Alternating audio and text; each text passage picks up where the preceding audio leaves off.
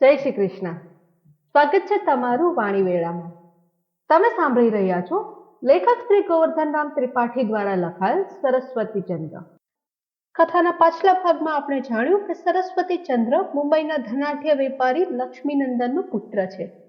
તેનું માતાનું દેહાંત એ 4-5 વર્ષનું હતું ત્યારે જ થઈ ગયું હતું. ત્યાર પછી એમના પિતાએ ગુમાન નામની કન્યા સાથે બીજા લગ્ન કર્યા. પારકીમાં ગુમાન સરસ્વતી ચંદ્ર પર ઈર્ષાવૃત્તિ રાખે છે. તેની સાથે આપણે એ પણ જાણ્યું કે સરસ્વતી ચંદ્ર અને કુમુદસુંદરીના વિવાહ કેવી રીતે નક્કી થયા અને કેવી રીતે કુમુદસુંદરીએ સરસ્વતી ચંદ્રને પત્ર લખ્યો. તો હવે આગળ વધીએ આજની કથામાં. ભાગ 22. સરસ્વતી ચંદ્ર તે નવીન કાગળ જોઈ વિસ્મિત થયો. કાગળ ફોડી પ્રથમ જ લખનારનું નામ વાંચતા મનને ઉપભોગ થયો. કોનો કાગળ છે તે ન કહેતા ચંદ્રકાંતના હાથમાં તે કાગળ મૂક્યો અને હસ્યો અને મિત્રના ઉપર તેની શી અસર થાય છે તે જોતો જોતો આનંદ વિચારમાં પડ્યો. ભાઈ, મોટાનું ભાગ્ય મોટું હોય છે તેનું આ દ્રષ્ટાંત. આપણા લોકમાં તો આવી કન્યા આવતે અવતરે જ પામીએ. કાગળ પાછો આપતા આપતા વાંચતો ચંદ્રકાંત આંખો વિકસાવી અભિનંદન કરતો બોલ્યો, ચંદ્રકાંત, એમાં મોટું ભાગ્ય આવી ગયું. સરસ્વતી ચંદ્ર પુષ્કળ હસ્યો. ત્યારે શું, આવું રત્ન હિન્દુઓમાં ભાગ્ય જ છે ભાઈ. આ કન્યાદાન વાસ્તે ઈશ્વરનો જેટલો ઓછો ઉપકાર માનશો તેટલી કૃતજ્ઞતા થશે. તું તો હજી આવો ને આવો રહ્યો. અંગ્રેજી વિદ્યાનું પ્રથમ ફળ તને એ મળ્યું કે સ્ત્રીમાં સંસારને સમાપ્ત કરી દીધો. સ્ત્રીમાં પુરુષના પુરુષાર્થની પર્યાપ્તતા થતી નથી. તમારા જેવા રસિકના મુખમાં આ વૈરાગ્ય સમજાતો નથી.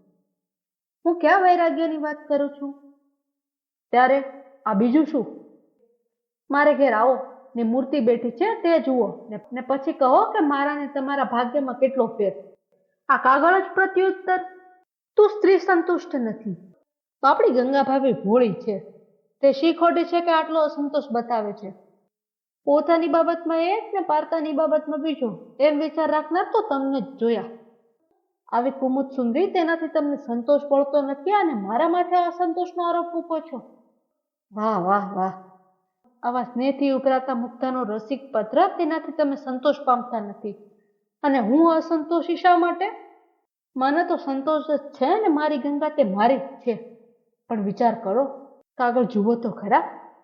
સરસ્વતી ચંદ્ર ઊભો થયો, ફરવા લાગ્યો અને હસ્યો.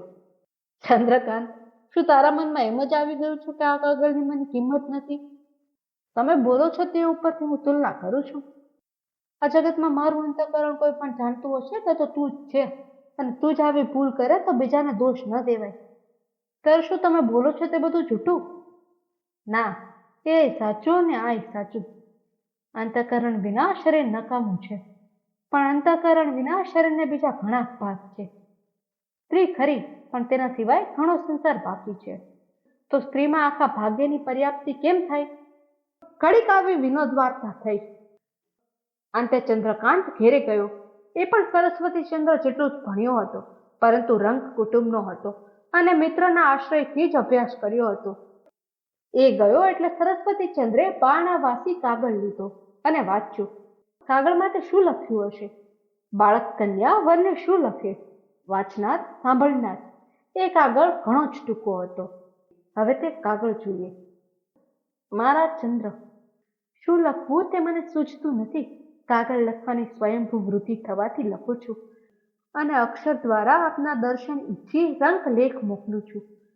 આપને તો આ નિર્માલ્ય પત્ર વાંચી હાસ્ય થશે, પરંતુ ચંદ્ર છું, સર્વગુણોમાં આકાશ જેટલા ઉન્મત્ત છું, તો પણ પૃથ્વી પર પડી રહેલા ક્ષુદ્ર કુમુદને વિકસાવવાનું તે ચંદ્રનું કર્તવ્ય ગણે છે. આખું જગત એમ ગણે છે તો હું કેમ ન ગણું? બીજું શું લખવું તે સૂચતું નથી. આપની છબી આપની પાસે માંગુ તો? આ પત્રનો વિષય મેં નથી શોધી કાઢ્યો, મારા અંતઃકરણે શોધી કાઢ્યો છે અને તેને પ્રેરનાર આપ છો. વિશેષ શું લખું? લિખિતન આપની કુમુદ. રસિકના બીડાયેલા મર્મસ્થળને વિકસાવનાર એકાંતે સરસ્વતી ચંદ્રના હૃદય કમળની પાકડીઓ કંપાવી. તેના વિચાર પ્રમાણે તો માણસના જીવનને સ્ત્રી આવશ્યક ન હતી. લગ્ન આખા જન્મારાના પાશરૂપ હતું. નિર્વંશ થવામાં વૈરાગ્યની સંપત્તિ હતી. સ્નેહ માનસિક રાખવો જ ઉચિત હતો. શરીર સૌંદર્ય મૂર્ખનું જ મોહક હતું. મન્મથ મનમાંથી દૂર રાખવું એ સર્વકાળ શક્ય હતું. અને સંસાર ક્ષુદ્ર, નિસત્વ, નિર્માલ્ય અને નિરુપયોગી હતો. આવું છતાં સંસારના પ્રવાહથી અવળે માર્ગે થઈ વૃદ્ધ પિતામહીના વત્સલ ઉત્સાહનો ભંગ ન કરવો એટલી ઈચ્છાથી વિવાહ સ્વીકાર્યો હતો. અને કુમુદસુંદરીના ગુણદોષ વિશે તેના મનમાં કેવળ ઉદાસીનતા હતી. પરંતુ કાચમાં સંતાયેલા પારાને પણ શીતોષ્ણીય જણાયા વિના રહેતું નથી. તેમાં આવા વિરક્ત વિચારોમાં ઢંકાયેલી રસજ્ઞતા શુદ્ધ સુંદરતાથી ચમકવા લાગી અને કુમુદસુંદરીના રસિયણ પત્રમાં છલકાતા તરંગોના બળથી પથ્થર જેવું અંતઃકરણ ભીનું થઈ ધોવાવા લાગ્યું.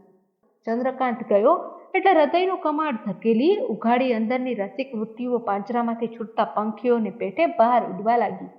એકદમ હળપચીએ હાથ મૂકીને સરસ્વતીચંદ્ર બોલી ઉઠ્યો, આ શું?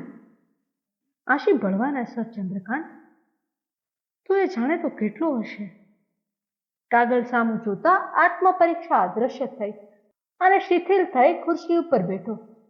ઘણીવાર સુધી પત્રના અક્ષર સાથે નેત્રવૃત્તિ તકાદાર થઈ તેનો પ્રત્યુત્તર લખવા બેઠો. સ્ત્રીનો ઉત્કર્ષ સ્પષ્ટ સ્વીકારાતા શરમાયો નહીં. રમણીય પ્રિય કુમુદ, તારો પત્ર મને ઘણો પ્રિય થઈ પડ્યો. કુમુદથી વિકસતો નથી એ ચંદ્ર આકાશમાંનો ખરો, પણ તારા પત્રે મને સિદ્ધ કરી આપ્યું કે આપણે બે માત્ર એક જ દેશના અનન્ય અનુકંપિત ક્ષુદ્ર પ્રાણી છીએ. ધન્યાસી વૈદર્ભી ગુણેન ઉદાર અરર્યા સમાકૃષ્ણત નૈષધ્યોપી અતઃ સ્તુતિઃ કા ખલુ ચંદ્રિકાયાઃ યભ્રીમ પ્યુત્તરલી કરોતિ. મારા જેવા કઠિન ચિત્તવાળા બીજા કોઈ ઉપર તારા જેવી રમણીય અસર કરનારીને કહેવું પડે તો હું આ શ્લોક કહું. પ્રિય કુમુદ, મારા અંતઃકરણ કેવું કઠિન છે તે મારો મિત્ર ચંદ્રકાંત જાણે છે. અને તેવું અંતઃકરણ તારા એક નાના પત્રથી એટલું બધું દોલાયમાન થતું હું અનુભવું છું કે કાંઈ કહેવાની વાત જ નથી. શરમ આવવાથી ચંદ્રકાંતની આગળ એ અસર મેં દેખાડી નથી અને એ બિચારો હજી મને અસલના જેવો પથ્થર ધારે છે. તું મારી છબી માંગે તો તારા માગ્યા વિના જ હું મોકલું છું અને વળી તારી પાસે જ આવીશ, તારી છબી જોઈશ. પ્રિય કુમુદ, લાંબા પ્રેમદર્શક વાતચાળ લખવાનો મને તિરસ્કાર છે. તારી સાથે મારે રજપણ પરિચય પ્રસંગ પડ્યો નથી. તે છતાં આવો પત્ર મારાથી કંઈક લખી જ જવાય છે અને મારું આત્મસંતુષ્ટ ચિત્ત તારા પુનરુત્તરનો લોભ આગ્રહથી રાખે છે. લોકો જેને સ્નેહ કહે છે તે શું આ જ હશે? સ્વયંભૂ અને મનસી જ તે શું આ જ હશે? કઠિન અંતઃકરણ ઉપર બળાત્કાર કરવામાં તે કેટલો ફાવી ગયો લાગે છે. તે શું ખરી વાત? લેખિતન, હવે તો તારો જ સરસ્વતીચંદ્ર. હવે કથામાં આગળ શું થાય છે તે જાણવા માટે તમારે આગળના એપિસોડની રાહ જોવી પડશે. અને જ્યાં સુધી અમે આગળનો એપિસોડ ના લઈને આવે ત્યાં સુધી વાણીવેળા ઉપર અમારી અન્ય કથાઓ સાંભળતા રહો. તો ફરી મળીશું આવતા એપિસોડમાં. ત્યાં સુધી બધાને જય શ્રી કૃષ્ણ.